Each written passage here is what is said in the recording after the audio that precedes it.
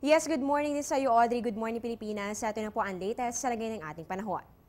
Dahil sa paglakas ng hanging amihan o yung northeast monsoon, unti-unti na pong bumaba ito nga tail end of a cold front. Kung noong mga nakaraang araw ay dito lang po yan sa may northern at sa central Luzon, ito po ngayon ay bumaba lalo dito sa may southern Luzon. At ayon kay weather forecaster Elza Aurelio, maaaring sa mga susunod mga araw ay umabot pa ito hanggang dito sa Visayas at maging dito rin sa upper portion ng Mindanao. Pero para po sa araw na ito ang lagay ng ating panahon, magkakaroon po ng maulap na kalangitan na may hina hanggang katamtamang pag-ulan o pagkidlat, paghulog. Dito po yan sa Bicol region at maging dito rin sa Eastern Visayas, partikular na dito sa Samar at sa Leyte provinces. Samantala, dito naman po sa atin sa Metro Manila, maging dito rin sa Cagayan Valley, pati na rin sa Cordillera, Calabarzon at sa Central Luzon, asahan po natin ang maulap na kalangitan na may mga pag-ulan pa rin. Dito naman po sa bahagi ito ng Ilocos region, asahan lamang po ang pagkakaroon ng partly cloudy to cloudy skies with light rains lang po yan. At para naman sa natitirang bahagi pa ng ating bansa, magkakaroon po ng bahagya hanggang sa maulap na kalangitan na may mga pulupulong pag-ulan o pagkidlat, pagkulog, lalong-lalo na po yan sa hapon o sa gabi.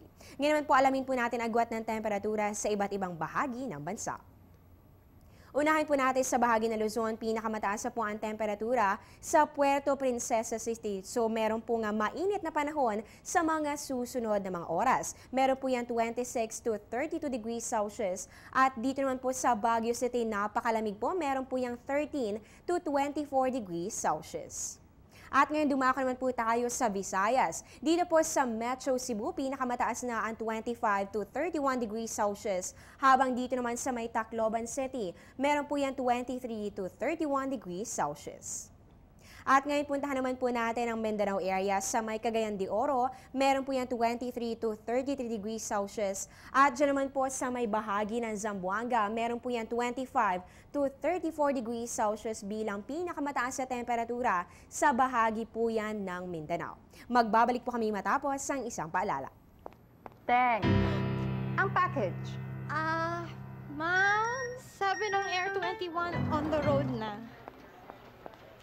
Ano, Teng? Ang package. Ma'am, sabi ng Air 21 na receive na. Okay, very good. Basta padala, sagot ka ng Air 21. May real-time delivery updates via text para worry-free ka. Teng, ang package, napadala mo na? Yes, ma'am, sa Air 21. Sa Air 21, sagot ko, padala mo. At syempre po mga kababayan, tuloy-tuloy pa rin po ang pagtanggap ng mga donasyon ng Air 21 outlets dahil extended pa rin po ito hanggang November 30, 2013. Kailangan pa rin po ng ating mga kababayan lalo na sa mga naapektuhan ng Bagyong Yolanda. Ito pong mga inuming tubig, syempre po ang mga pagkain, gamot, mga damit at ang mga kumot, panlaban po yan sa lamig, lalo na kapag po dumarating na ang gabi at syempre po malamig na po ang ating panahon. Para po sa mga katanungan at iba pang mga detalye, makipag-ugnayan lamang sa numerong 854-2100. At yan po ang latest mula dito sa Pag-asa, manatiling nakatutok sa Panahon TV Express, kung saan walang pinipiling panahon ang pagbibigay impormasyon. Ako po ang inyong weather lover, Amor La Rosa. Magandang umaga. Balik sa iyo, Audrey.